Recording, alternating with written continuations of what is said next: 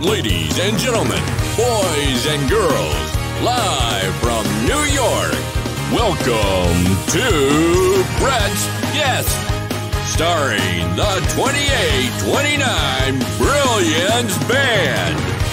And now, your host, Brett Ari Fischer, the New York City Brooker.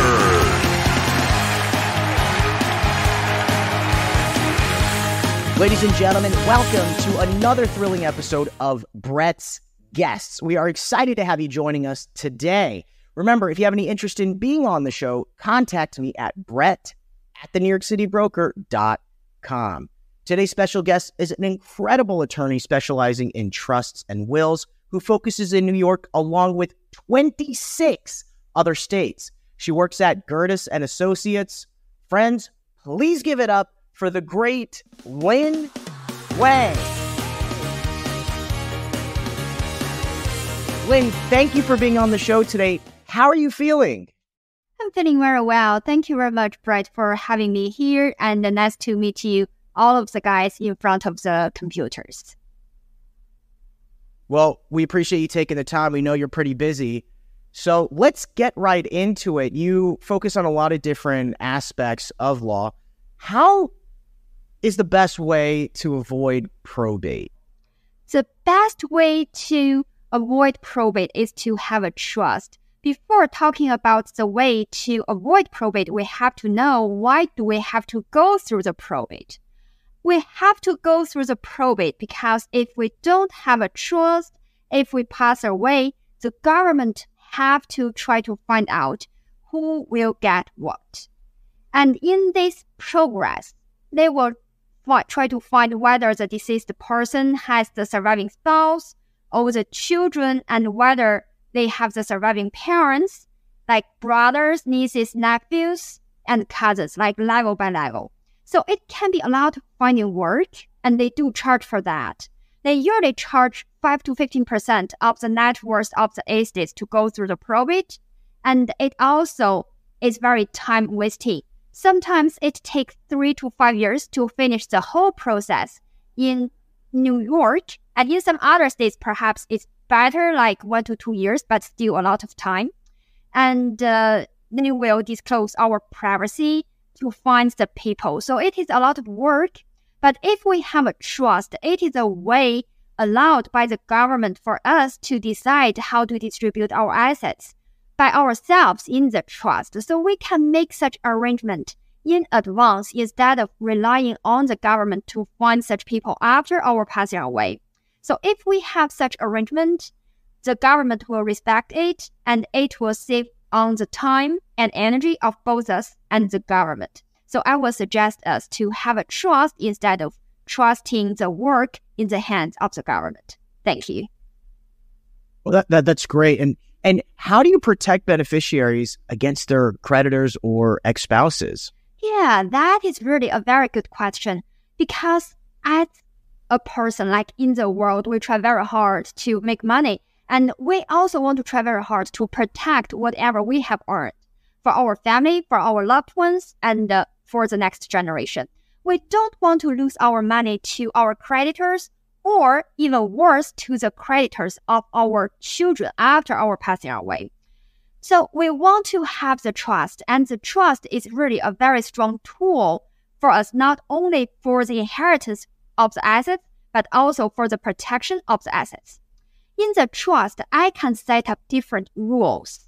I can say I only give the assets to my children, and if they have creditors, if they owe money to others, or if they get divorced, I don't want the ex-spouse and creditors to touch my money.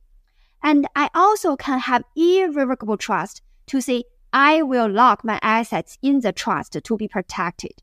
So if I have creditors myself, they cannot touch my money as well. This is really a very useful tool, and I encourage us to explore the ways for the trust to protect our assets. Thank you. And I get this question all the time from my clients. How can you avoid estate tax? Is there a way? Correct. For estate tax, we have to know what is estate tax before we know how to avoid it. In short words, the estate tax is a kind of tax posed on the people who are rich.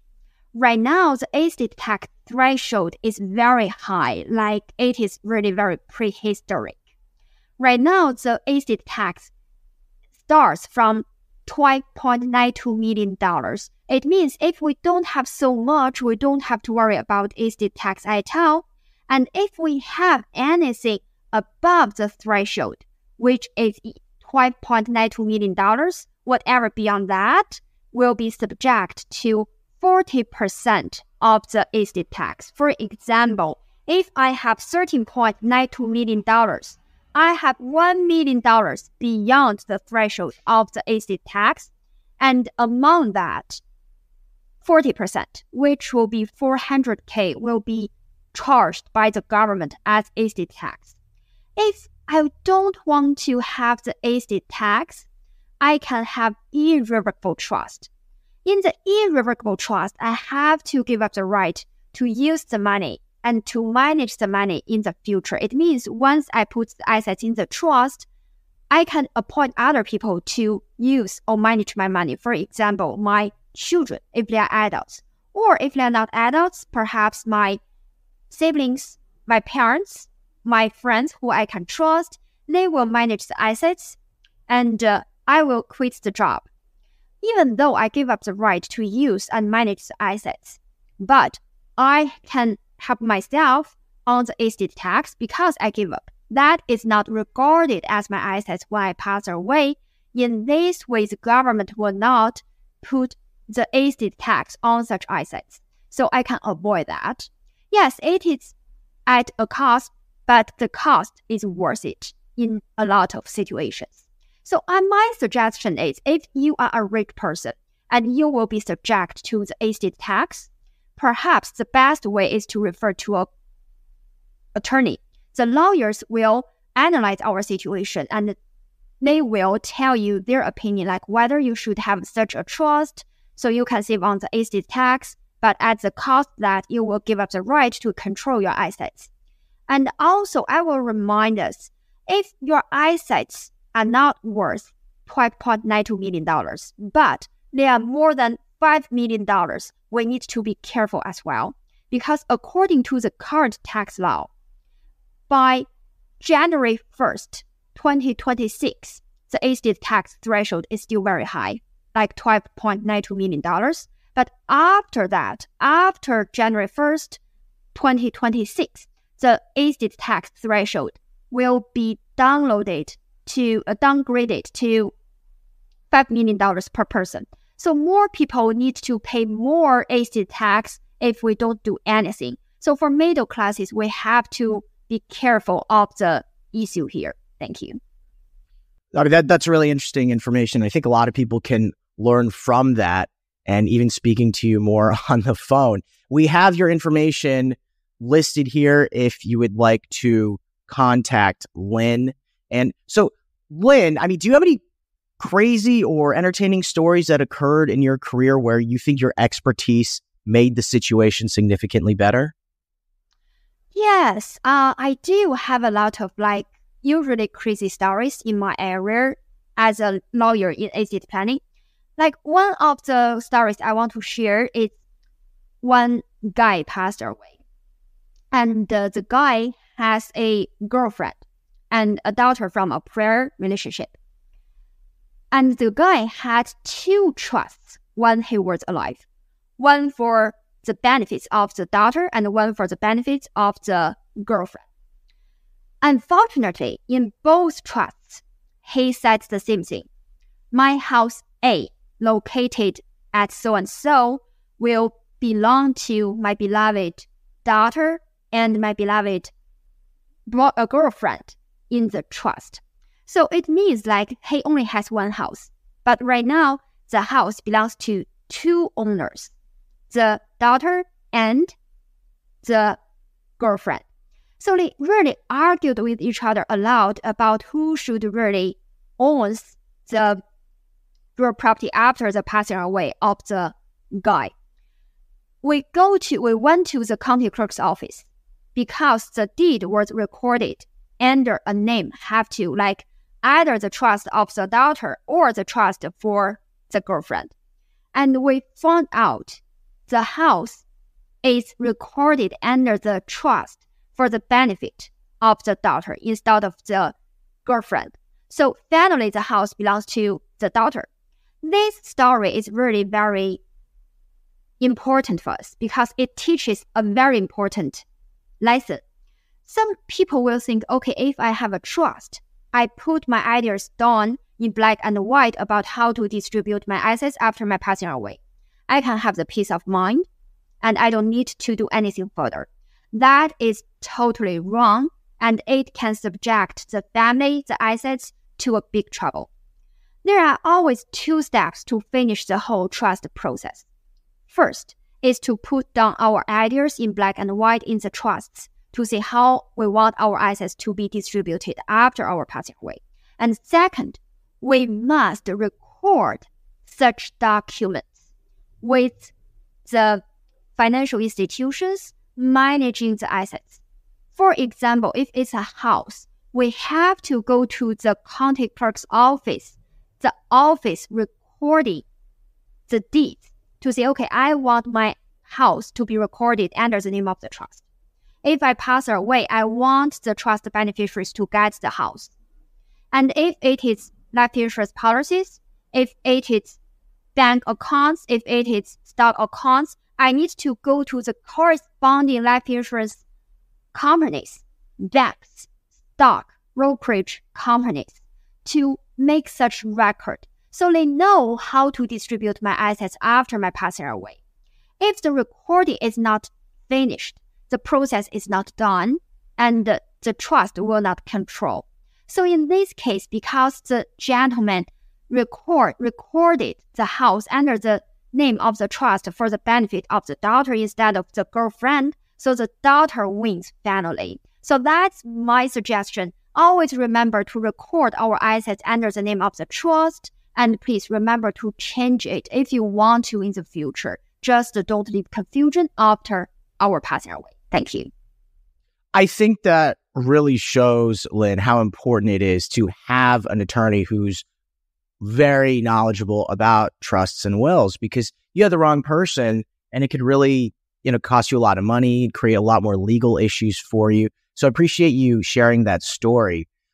If there's one piece of advice that you could give to whether it's a client or maybe someone looking to get into your industry, what would that be? For clients, I would say always have a trust.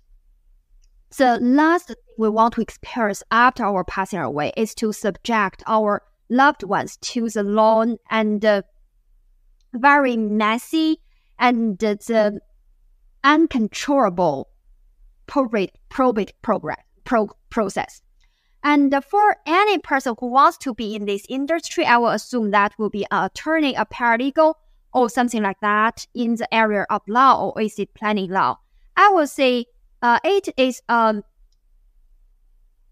job which requires a lot of commitment. So please, if you want to be in this job, be ready. And it will be a very demanding work. We need to work for long hours, very focusing, and we will meet different kinds of clients, but we need to care about them because that is the money of their whole life, and that's the whole family, and that can be a generation by generation thing. So please be ready for that, be prepared for that. If you think you're ready, then very welcome into the world of estate planning lawyers. Thank you. And Lin, you're a famous TV star. Is that correct? That's what I hear from a lot of different sources. Yes, I have a YouTube which is popular among the people, especially the people who are interested in trusts and wills. I think that's really exciting. You have that experience. And, have you had any interesting real estate interactions, either with your job or in your personal life, that you'd like to share? Obviously, being a real estate agent myself in New York City, we always try and see how the industries can kind of overlap. Yes, actually, in my area, people are so enthusiastic about the real estate investment, including myself, because I work a lot for Chinese clients. And Chinese people, they really are very enthusiastic about real estate investment because real estate investment is so stable. It's really very hard and almost impossible to lose money in real estate investment. And also it is a lot of return. So we really like this.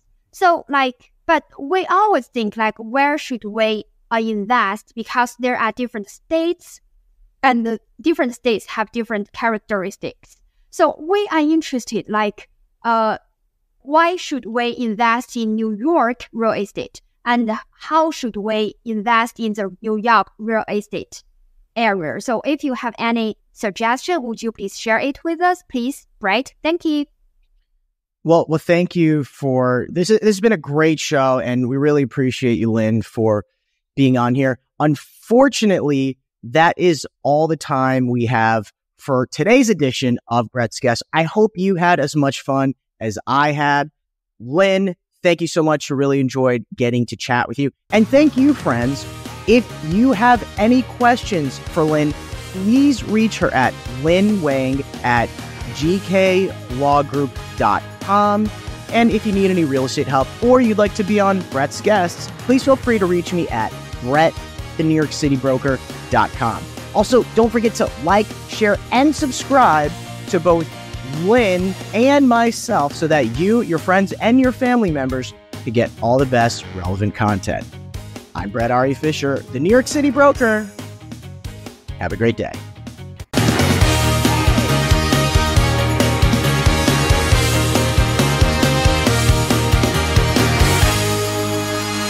Thank you for attending. Please head toward the exit near the back of the theater.